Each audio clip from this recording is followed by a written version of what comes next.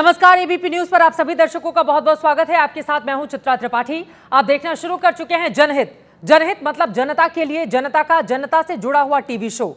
जनहित मतलब आपका शो, जनहित मतलब समाज का शो, जनहित मतलब राष्ट्र का शो। तो आइए शुरू करते हैं आज का जनहित। और सबसे पहले बात उन मुद्दों की जो खबरों की भीड़ से आज आपके लिए चुनकर लाए हैं। महाराष्ट्र के चुनावी दंगल में यूपी के मुख्यमंत्री योगी आदित्यनाथ की भारी डिमांड है। इस बीच मुंबई में योगी आदित्यनाथ का एक बैनर चर्चा में है जिस पर लिखा है, बटेंगे तो कटेंगे। यह मैसेज किसके लिए है, विस्तार से बताएंगे आपको। कई दिन की माथापच्ची के बाद आज इंडिया गठबंधन में सीट बंटवारे पर सहमति बन गई।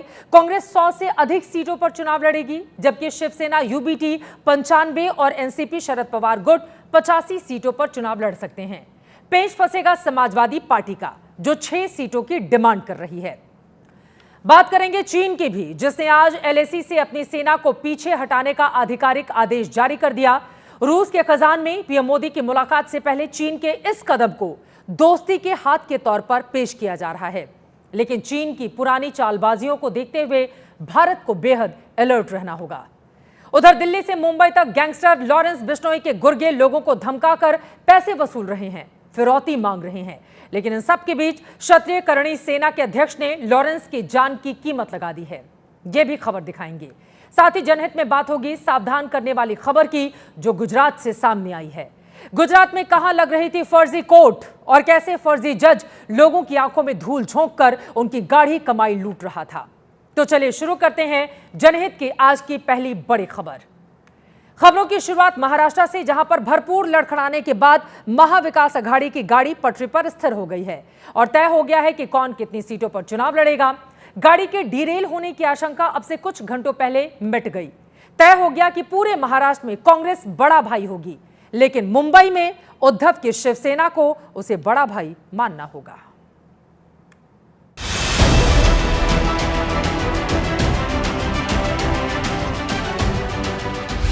महाराष्ट्र में सीट बंटवारे को लेकर लड़खड़ा रही महाविकास अघाड़ी की गाड़ी आखिरकार पटरी पर आ गई। कांग्रेस, शिवसेना, उद्धव गुट और एनसीपी पवार गुट के नेताओं की दिन भर की भागदौड़ रंग लाई और आखिरकार सीट शेयरिंग पर एमवीए का संभावित फॉर्मूला सामने आ गया, जिसके मुताबिक कांग्रेस सबसे ज्यादा 103 से 108 सीटों पर, उद्धव ठाकरे के खाते में 90 से 95 सीटें और शरद पवार की एनसीपी 80 से 85 सीटों पर चुनाव लड़ेगी। गठबंधन के बाकी सहयोगियों के लिए भी 3 सीटें छोड़ने का फॉर्मूला तय हुआ है। विदर्भ और मुंबई में बड़े भाई की भूमिका को लेकर कांग्रेस और उद्धव ठाकरे के बीच खींचतान भी खत्म होने की खबर आई।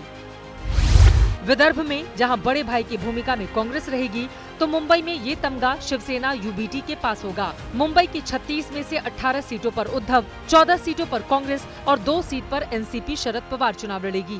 प्यार में भी झगड़ा होना चाहिए, तब प्यार बढ़ता है। हम लोग इसीलिए थोड़ा आगे वालों को जताने के लिए झगड़ रहे थे।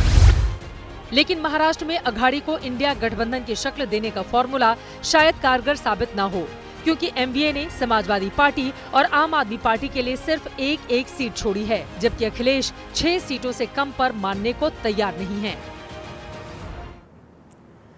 महाविकास अघाड़ी अभी सीटों की सेटिंग में लगी हुई है। उधर महायुति एजेंडा सेट करना शुरू कर चुकी है। योगी आदित्यनाथ का बटोगे तो कटोगे वाला स्लोगन मुंबई पहुंच चुका है। अब डिमांड हो रही है कि योगी को प्रचार में भी जल्द लाया जाए।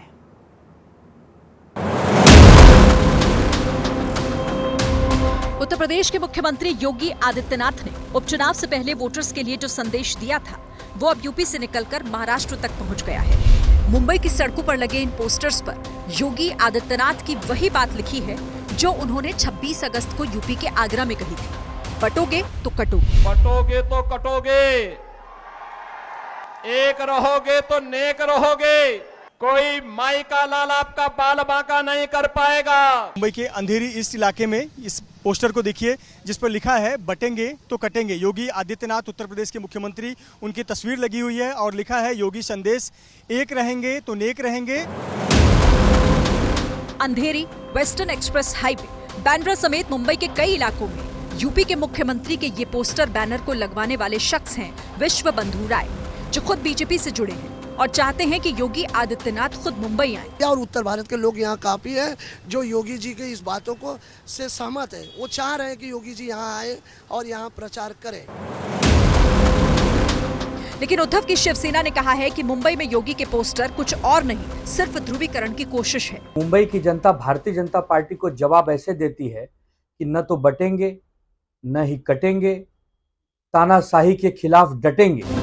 वैसे उद्धव की शिवसेना की ये बौखलाहट बेवजह नहीं है। दरअसल अपनी ही पार्टी बंटने से रोकने में नाकाम रहे उद्धव ठाकरे को अब हर उस बात से टेंशन होने लगी है जिससे उद्धव के वोटर्स के बंटने का खतरा है।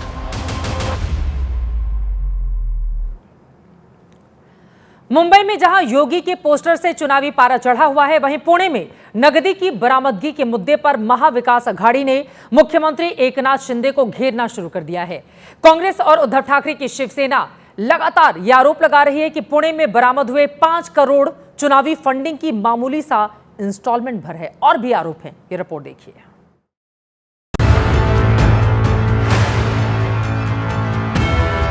महाराष्ट्र में तेजी से बढ़ते चुनावी तापमान के बीच पुणे से पकड़े गए इस कार ने सियासी माहौल और गर्मा दिया।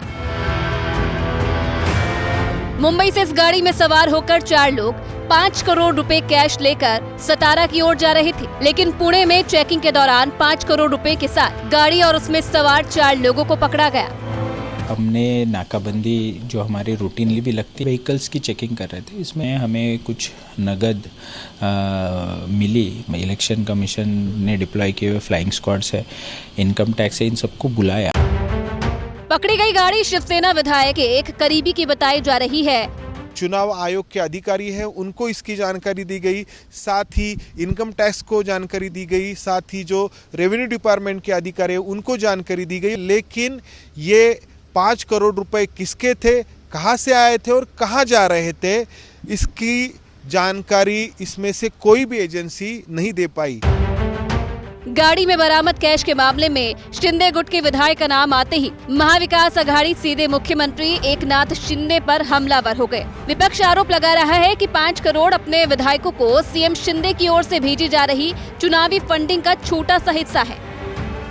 मैंने यहाँ से कहा था कि एकनाथ शिंदे ने अपने लोगों को 50-50 करोड़ फिर एक बार देने का चुनाव जीतने के लिए व्यवस्था की है। उसमें से 15 करोड़ का फर्स्ट इंस्टॉलमेंट सबको जा रहा है। उसमें से सांगोला के उनके जो गद्दार आमदार है उनके 15 करोड़ जा रहे हैं। There were 6 cars, about 30-35 crore was being transported from Mumbai to Sangola.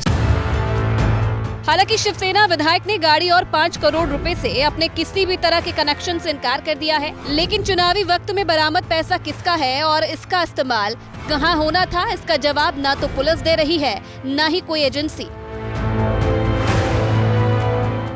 UP में उपचुनावों के ऐलान को 7 दिन हो चुके हैं। समाजवादी पार्टी 7 उम्मीदवार भी उतार चुकी है, लेकिन बीजेपी ने अभी तक अपने पत्ते नहीं खोले। खबर है कि छोटा मोटा ही सही, लेकिन सीटों को लेकर एक मामला एनडीए में भी फंसा हुआ है।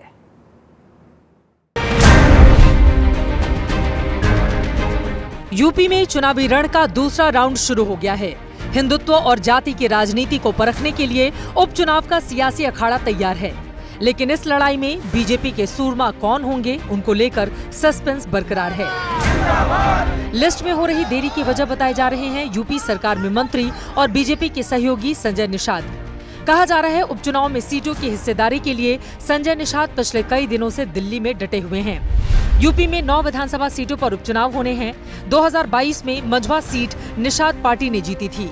संजय निषाद उपचुनाव में कम से कम 1 सीट चाहते हैं। हर आदमी चाहता है कि हमें सीट मिले और सबको अपनी बात रखने का भी हक होता है, लेकिन सार्वजनिक तौर पे कटुता की, मनमुटाव की, असंतोष की कोई बात कभी आई है? ना आई है, ना आएगी। मुख्यमंत्री योगी आदित्यनाथ और उप मुख्यमंत्री केशव प्रसाद मौर्य ने संजय निषाद को मनाने की बहुत कोशिश की, लेकिन वो अपनी मांग पर अड़े हुए हैं। वहीं एनडीए में शामिल आरएलडी भी मीरापुर सीट पर अपना दावा ठोक रही है। अब देखना है कि बीजेपी आलाकमान निषाद पार्टी और आरएलडी की डिमांड को कैसे हैंडल करते हैं।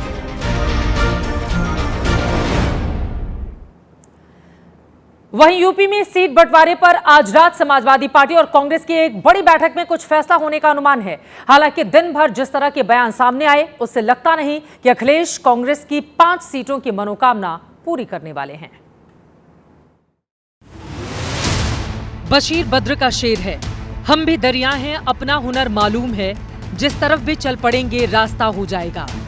आज यूपी कांग्रेस के अध्यक्ष अजय राय कांग्रेस को समंदर तो बता गए। कांग्रेस पार्टी महासमुद्र है, इस समुद्र में सबका विलय होता है, कांग्रेस सबसे बड़ी पार्टी। लेकिन थोड़ी देर भी अपने कहे पर कायम नहीं रह पाए और तुरंत 5 सीटों पर फिर याचक की मुद्रा में आ गए।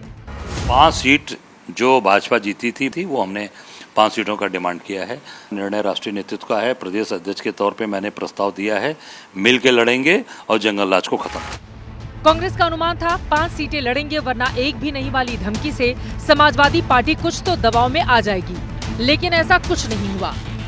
उनको सब पता होगा, सबको सब पता होता है, अपनी अपनी सुविधा के और अपनी अपनी राजनीतिक परिस्थितियों के हिसाब से सबको बात करनी होती है। ये इंडिया गठबंधन चुनाव लड़ेगा, वो हमारी बातचीत है, हम लोग बातचीत कर रहे हैं।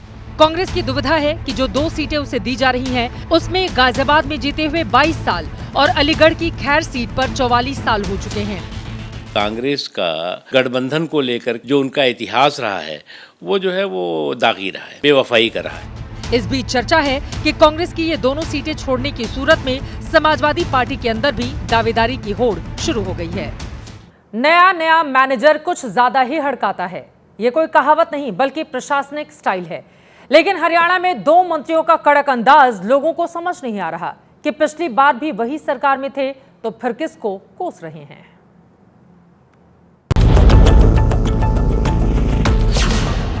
हरियाणा रोडवेज के बारे में कहावत है, ये बस यूं ही चलेगी। लेकिन हरियाणा के नए ट्रांसपोर्ट मिनिस्टर सिस्टम की बस को एक्शन में लाने की तैयारी में। मंत्री अनिल विज ने आज अंबाला कैंट में एस्केलेटर का उद्घाटन कर जनता को रिटर्न गिफ्ट दिया। जनता को जीत का आभार जताते जताते अनिल विज ने अधिकारियों को निशाने पर ले लिया और विवादित बोल पड़े। जिन अधिकारियों ने राजनीति की है, अगर मैं चाहूंगा तो मैं उनकी नौकरियां भी खा दूंगा। मैंने टांगरी का बांध मंजूर करवाया, लेकिन इन तथाकथित अपने प्रभाव का इस्तेमाल करके वो बांध बनाने नहीं दिया। इससे पहले कल भी अनिल विज ने बस स्टैंड का औचक दौरा किया। उन्होंने हरियाणा रोडवेज की बस में सवारी की और खामियों को लेकर कर्मचारियों को फटकारा भी। करो इसकी कार्रवाई करो इसकी। बाहर कैसे खड़ा है तू यहाँ पे, कैसे लगा रखी है? लेकिन सवाल खड़े हो रहे हैं कि सत्ता के राज में तो खुद अनिल विज भी भागीदार थे। नायब सैनी के पहले कार्यकाल को छोड़ दें तो अनिल विज खट्टर सरकार में गृह मंत्री की कुर्सी पर काबिज रहे। जिस सिस्टम में आज खामियां नजर आ रही हैं, उसके मजबूत आधार रहे। सवाल पूछे जा रहे हैं कि क्या तब अनिल विज ने आंखें मूंद ली थी? कोई भी नहीं है यहाँ पे, उधर कैसे हो गया? अनिल विज ही नहीं, एक्शन में कैबिनेट मिनिस्टर राव नरबीर सिंह भी हैं। अधिकारियों के साथ बैठक के दौरान उन्होंने भ्रष्टाचार के खिलाफ मशाल उठा ली। आज के बाद किसी आदमी की शिकायत आ गई कि पैसे खाए तो मेरे से बुरा मत मान लियो। दिवाली तक का टाइम है, अपने अपने आकाओं से बात कर लो। कोई बचाने वाला नरबीर सिंह धरती पर नहीं मिलेगा तुम्हें। या तो नरबीर मंत्री रहेगा या आप लोग रहोगे, नहीं आप नहीं रहोगे। हरियाणा में सरकार नई हो, लेकिन कई चेहरे पुराने हैं। जो मंत्री अधिकारियों को आज निशाने पर ले रहे हैं, वो बीते 10 सालों से सत्ता में हैं। सवाल उठ रहे हैं कि क्या तब मंत्री जी को अधिकारियों की ये मनमानी नहीं दिखी, तो तब कोई कार्रवाई क्यों नहीं हुई? और अब एक अजीब घटना। फिल्मों में तो देखा है कि हीरो गुस्से में बोतल फोड़ देता है। आज सांसदों की बैठक में भी ये हुआ। वक्फ संशोधन पर जेपीसी की बैठक में टीएमसी के सांसद कल्याण बनर्जी ने कांच की बोतल तोड़ दी। गुस्से में अपने आप को ही घायल कर बैठे थे। जेपीसी की बैठक के बाद आज अचानक एआईएमआईएम के नेता असदुद्दीन ओवैसी टीएमसी के सांसद कल्याण बनर्जी को सहारा देकर बाहर लाते हुए दिखाई दिए। कल्याण बनर्जी की उंगलियों पर बंधी पट्टियां बैठक में हुए बवाल की कहानी खुद बयां कर रही थी। वक्फ बिल पर जेपीसी की बैठक में हंगामे की खबरें तो आती रहती थी, लेकिन आज की मीटिंग में मर्यादा की सारी सीमाएं टूट गईं। जब बीजेपी सांसद अभिजीत गंगोपाध्याय ने टीएमसी सांसद कल्याण बनर्जी को बीच में बोलने से टोका तो कल्याण बनर्जी ने सामने रखी कांच की बोतल ही मेज पर पटक दी। बोतल टूटने की वजह से कांच के कुछ टुकड़े कल्याण बनर्जी के हाथ में घुस गए और वो जख्मी हो गए। इसके साथ ही जेपीसी की बैठक स्थगित कर दी गई। विपक्षी सांसदों ने बैठक में हुए बवाल पर कुछ भी बोलने से इनकार कर दिया, लेकिन जेपीसी चेयरमैन जगदम्बिका पाल ने खुद सच्चाई बयां कर दी। मैं उसका सदस्य हूँ, इसलिए उस मीटिंग की प्रक्रिया के बारे में, उसकी प्रोसीडिंग्स के बारे में, उसमें होने वाली घटनाओं के बारे में कुछ भी नहीं बोल सकता। जेपीसी की मीटिंग पहली बार हमको एडजर्न करना पड़ा मजबूरी में, क्योंकि जिस तरीके से वहाँ घटना हो गई थी, जिस तरह से पूरी बोतल टूटी थी और सारी चीजें हो गई, क्या ये देश को क्या संदेश आज गया है। इस पूरे हंगामे के बाद कल्याण बनर्जी को सिर्फ 1 दिन के निलंबन की सजा दी गई है। देश में अक्टूबर, नवंबर, दिसंबर को आप प्रदूषण मास भी कह सकते हैं। इस बार भी दिवाली से पहले ही प्रदूषण का स्तर बढ़ गया है। हालात देखते हुए सरकार ने पाबंदियां लगानी शुरू तो की, लेकिन अभी इन पाबंदियों का असर ना के बराबर है।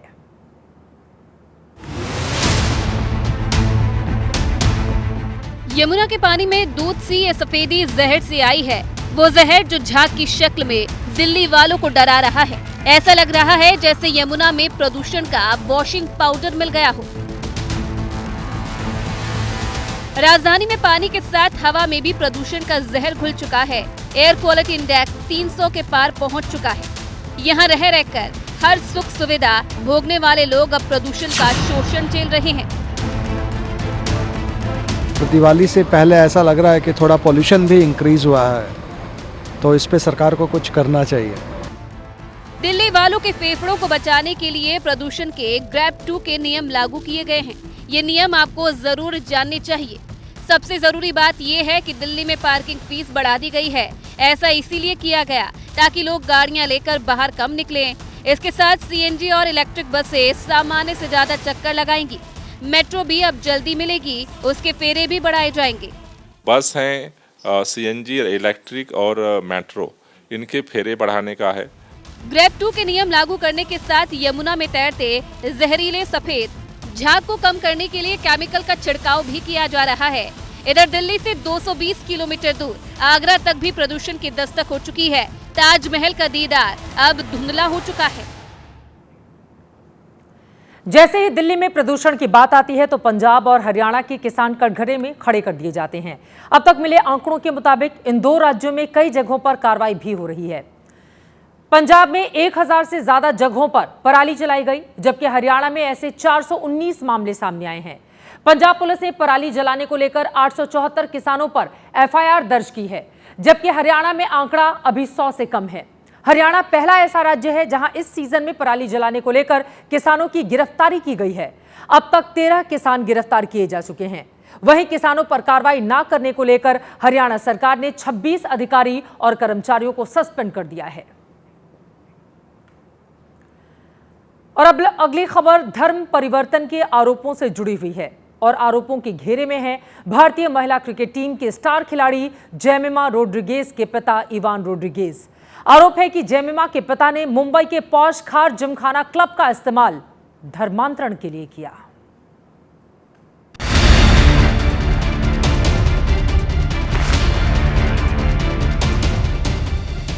बल्ले के कमाल से टीम इंडिया को कई बार मुसीबत से उबारने वाली क्रिकेटर जेमिमा रोड्रिगेज खुद एक बड़ी मुश्किल में पड़ गई हैं। उनके पिता इवान रोड्रिगेज पर खार जिमखाना क्लब के हॉल में ईसाई धर्मांतरण करवाने का आरोप लगा है। आरोप है कि इवान बीते 1.5 साल से जिमखाना क्लब के हॉल का इस्तेमाल धर्मांतरण के लिए कर रहे थे। He is coming, ऐसा करके ऐसे जस्ट क्या बोलते हिप्नोटाइज जैसे ब्रदर मैनुअल है वो उसके कोई लोग या वो खुद था, मैं उसको पहचानता तक नहीं। म्यूजिक जो अंग्रेजी में बोलते हैं ना वैसा ट्रांस म्यूजिक चालू। असल में खार जिमखाना क्लब की मेंबरशिप जेमिमा रोड्रिगेज के नाम पर है। धर्मांतरण का मामला सामने आने के बाद जिमखाना क्लब ने जेमिमा की मेंबरशिप रद्द कर दी है। 1.5 साल की बुकिंग इनकी थी और हमारे मेंबर्स को ये बैंक्वेट हॉल अवेलेबल नहीं होता था, बिकॉज अगर हमने हमारा फंक्शन करना है, फैमिली का करना है, ये इनकी लगातार बुकिंग लगी रहती थी। ये मामला पहली बार तब सुर्खियों में आया जब एमएनएस के स्थानीय नेताओं ने जेमिमा के पिता के खिलाफ पुलिस में शिकायत दी। एमएनएस के नेताओं ने जिमखाना क्लब में ईसाई धर्मांतरण का मुद्दा उठाते हुए जमीमा के पिता के खिलाफ कार्रवाई की मांग उठाई थी। जानकारी के मुताबिक ये मामला पहली बार अप्रैल में सामने आया था।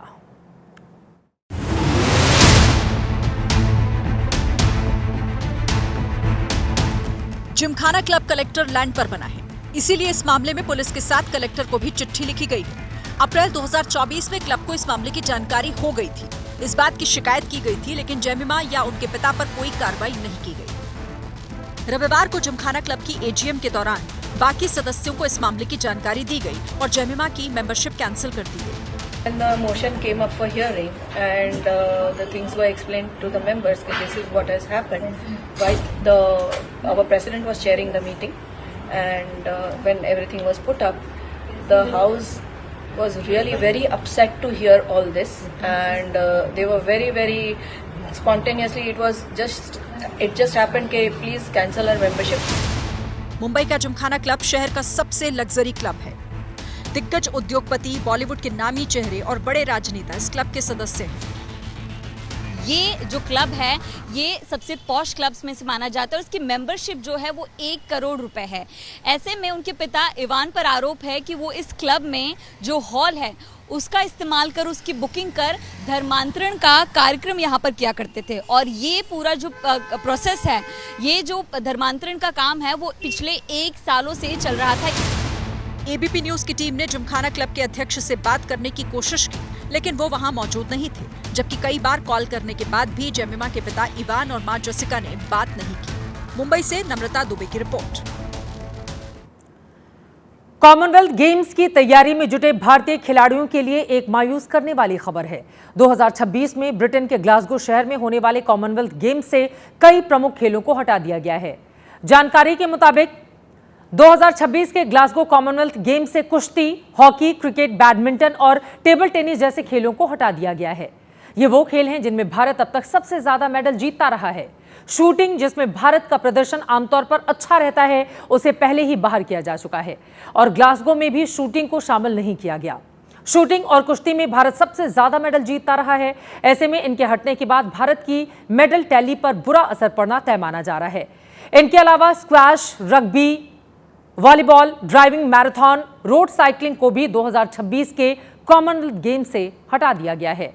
2022 के कॉमनवेल्थ गेम्स इंग्लैंड के बर्मिंघम में हुए थे, जिनमें भारत 61 मेडल्स के साथ टैली में चौथे नंबर पर था।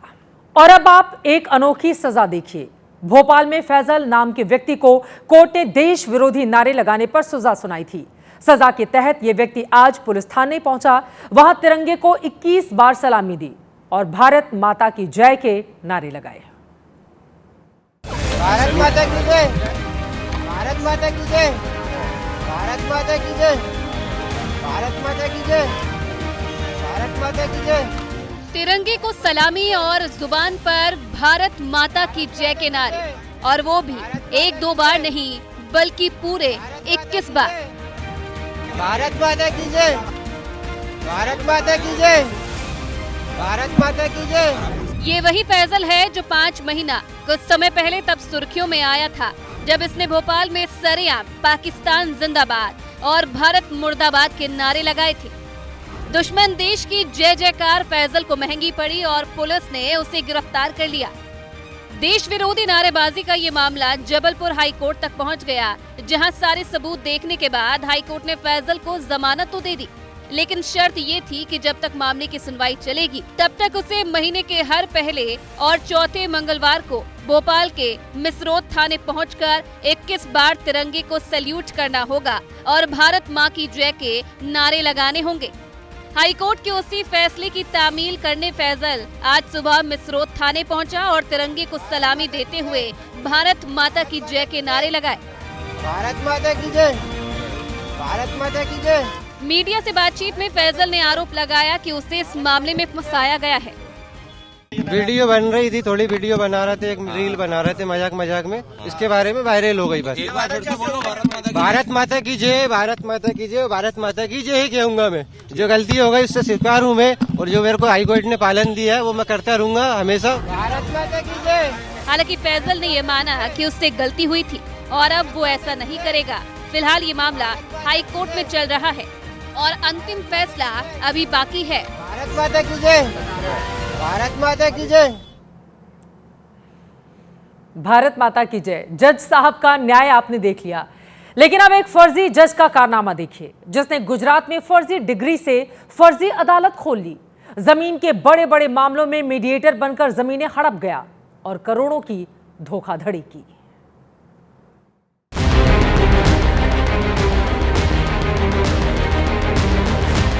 Where there is a will, there is a way, यानी जहां चाह वही रहा। इसी लाइन को चरितार्थ किया है एक फर्जी व्यक्ति ने।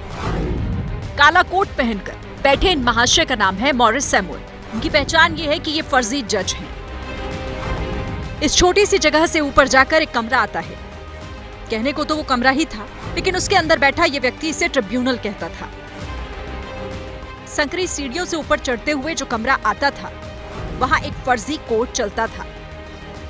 आरोप है कि इसे चलाने वाला सैमुअल सरकारी जमीनों के नाम पर धोखाधड़ी करता था। उसने कई जमीन के मामलों में खुद को मध्यस्थ बनवा लिया और फिर फर्जी आदेश देकर करोड़ों रुपए ठगे। जिस घर पर ये सब चल रहा था, उसके मालिक को इसकी भनक तक नहीं थी। नहीं, ऐसा हमें कुछ पता नहीं था। ऐसा लिखा है, उसका मतलब क्या होता है वो भी हमको, व्यापारी हम, ऐसा कुछ पता नहीं था हमको कि ये आर्बिट्रेटर का मतलब ये होता है ऐसा। फर्जी जज साहब के आदेश के बाद जब असली कोर्ट ने इसकी जांच की तो सबके होश उड़ गए। मामला पुलिस तक पहुंचा और अब बड़े बड़े मैटर सुलझाने वाले जज साहब गिरफ्तार हैं। ये करता है गवर्नमेंट जो जमीन है ना, उसमें किसी ने कुछ कर रखा है दावा वगैरह, वैसे आदमी को ढूंढ पाता है और उसका फिर उसके तरीके से फिर उसको अपना जो भी है सारा सिस्टम सेट करके देता है और फिर ये बोलता है कि मेरे को आर्बिट्रेटर तरीके तुम ले लो। अब इस बात की जांच चल रही है कि जज साहब ने मध्यस्थता के नाम पर सरकार की कितनी जमीन हड़पी है। पीएम मोदी और शी जिनपिंग के बीच कल मुलाकात की आधिकारिक पुष्टि कर दी गई है। दोनों की कल ये द्विपक्षीय मुलाकात होगी जो काफी ज्यादा अहम रहने जा रही है। यकीनन कई ऐसे मुद्दे होंगे जिस पर दोनों आमने सामने बैठकर बात करेंगे। विशाल पांडे मेरे सहयोगी इस वक्त कजान रूस से हमारे साथ जुड़ चुके हैं। विशाल, इस मुलाकात पर दुनिया भर की नजरें टिकी हुई हैं, क्योंकि एक तरफ एलएसी का मामला, दूसरी तरफ दोनों देशों के बीच हमने देखा 4 सालों में किस तरह से कई कोशिशें हुई, लेकिन कोई भी कोशिश पटरी पर आती हुई नहीं दिखी। ये मुलाकात कल कितने बजे होगी, एजेंडे में कौन कौन सी बातों को शामिल किया जाएगा और क्या बड़ी जानकारी हमारे दर्शकों तक पहुंचाएंगे आप? चित्रा, देखिए, विदेश सचिव विक्रम मिस्री ने थोड़ी देर पहले ही एबीपी न्यूज के सवाल पर इस बात की पुष्टि की है कि भारत के प्रधानमंत्री नरेंद्र मोदी और चीन के राष्ट्रपति शी जिनपिंग कल कजान में मुलाकात करेंगे और 2020 की जो स्थिति रही है एलएसी पर वो बहाल होगी। यानी कि भारत यहां पर एक बड़ी कामयाबी हासिल करता हुआ नजर आ रहा है। एलएसी पर जो लगातार विवाद 2020 से पहले चला आ रहा था, वो जो पहले की स्थिति थी वही बहाल होगी, ये कहना है विदेश सचिव का। और इसके साथ ही क्योंकि कल कजान में ब्रिक्स शिखर सम्मेलन के वक्त जो ब्रिक्स के सदस्य देश के नेता हैं वो इकट्ठा होंगे, तो इस बात की उम्मीद जताई जा रही है कल दोपहर के वक्त प्रधानमंत्री नरेंद्र मोदी और शी जिनपिंग के बीच मुलाकात होगी। और यह मुलाकात तमाम मुद्दों पर आधारित हो सकती है, क्योंकि एक तरह से देखा जाए विवाद के बाद यह पहली औपचारिक बैठक होगी भारत के प्रधानमंत्री नरेंद्र मोदी और चीन के राष्ट्रपति शी जिनपिंग के बीच में। तो ऐसी स्थिति में बहुत सारे जो दोनों देशों के मुद्दे रहे हैं उन पर चर्चा होगी, द्विपक्षीय मुद्दों पर बातचीत होगी और एलएसी पर, क्योंकि भारत हमेशा से अपने स्टैंड को क्लियर करके रखता आया है। जो एग्रीमेंट अभी हाल फिलहाल में पिछले कुछ महीनों में हुए हैं उन्हीं बात को आगे बढ़ाते हुए भारत अपनी स्थिति को और आगे रखेगा। लेकिन यह कहा जा सकता है कि 4 साल में जो रिश्तों में बर्फ जम गई थी अब वो पिघलती हुई नजर आ रही है। अब एक नई शुरुआत यहां पर भारत और चीन के बीच में होती हुई नजर आएगी कल कजान में जब मोदी और जिनपिंग मिलेंगे। सलमान खान और लॉरेंस बिश्नोई एपिसोड में एक नई एंट्री हुई है। अब क्षत्रिय करणी सेना इसमें कूद पड़ी है और उसने लॉरेंस की जान की कीमत लगा दी। ऐलान किया कि जो पुलिस वाला लॉरेंस का एनकाउंटर करेगा उसे 1,11,11,111 रुपए इनाम दिया जाएगा। जो पुलिसकर्मी लॉरेंस बिश्नोई का एनकाउंटर करेगा उस पुलिसकर्मी को 1,11,11,111 रुपए का पुरस्कार करणी सेना द्वारा प्रदान किया जाए। 10 उंगलियों में सोने की अंगूठी, हाथ में सोने का कड़ा, दोनों हाथों पर भगत सिंह और महाराणा प्रताप के टैटू। ये हैं राज शेखावत, जो राजपूत करनी सेना के अध्यक्ष हैं। राज शेखावत ने राजस्थान से ताल्लुक रखने वाले गैंगस्टर लॉरेंस बिश्नोई का एनकाउंटर करने वाले को 1,11,11,111 रुपए इनाम देने का ऐलान किया है। जो पुलिसकर्मी हालांकि राज शेखावत के सैलान का सलमान खान के घर पर फायरिंग या बाबा सिद्दीकी के मर्डर से कोई कनेक्शन नहीं है। लॉरेंस बिश्नोई की सुपारी देने की वजह कुछ और ही है। परम आदरणीय अमर शहीद सुखदेव सिंह गोगामेड़ी जी की हत्या लॉरेंस बिश्नोई द्वारा कराई गई थी। पिछले 5 दिसंबर को सुखदेव सिंह गोगामेड़ी की हत्या उनके घर में गोली मारकर कर दी गई थी। गोगामेड़ी क्षत्रिय करनी सेना के अध्यक्ष थे। मर्डर की जिम्मेदारी गैंगस्टर रोहित गोदारा ने ली थी। रोहित गोदारा लॉरेंस बिश्नोई गैंग से जुड़ा है। राज शेखावत के ऐलान के बाद बिश्नोई समाज के नुमाइंदे भी लॉरेंस के समर्थन में उतर गए हैं।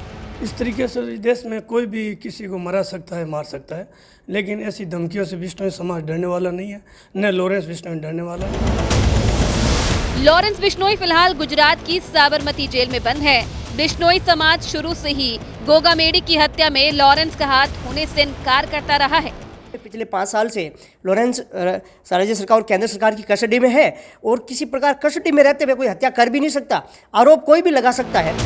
लोकसभा चुनाव से पहले तक राज शेखावत बीजेपी में थे, लेकिन बाद में उन्होंने पार्टी छोड़ दी और झुंझुनू से लोकसभा का चुनाव निर्दलीय उम्मीदवार के तौर पर लड़ा था।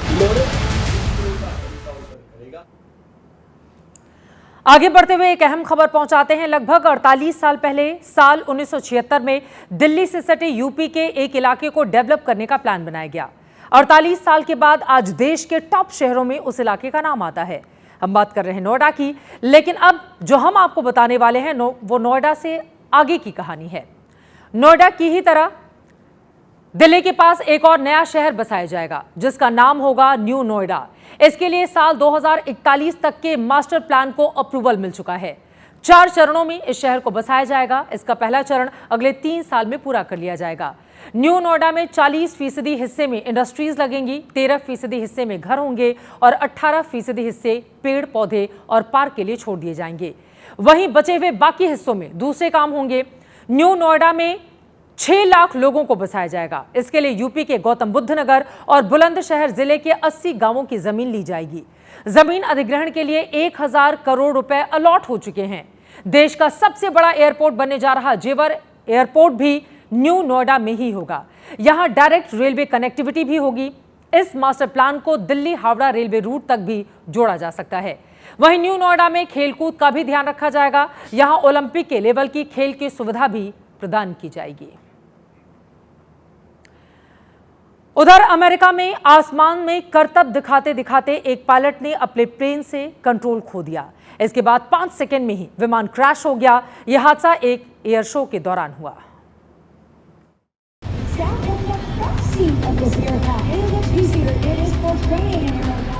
खुले आसमान में करतब दिखा रहा ये प्लेन अगले कुछ सेकंड में क्रैश हो जाएगा। जमीन के करीब तक आने के बाद पायलट ने प्लेन को आसमान की ओर ले जाना चाहा। जाते जाते उसने 3 बार फ्लिप भी किया।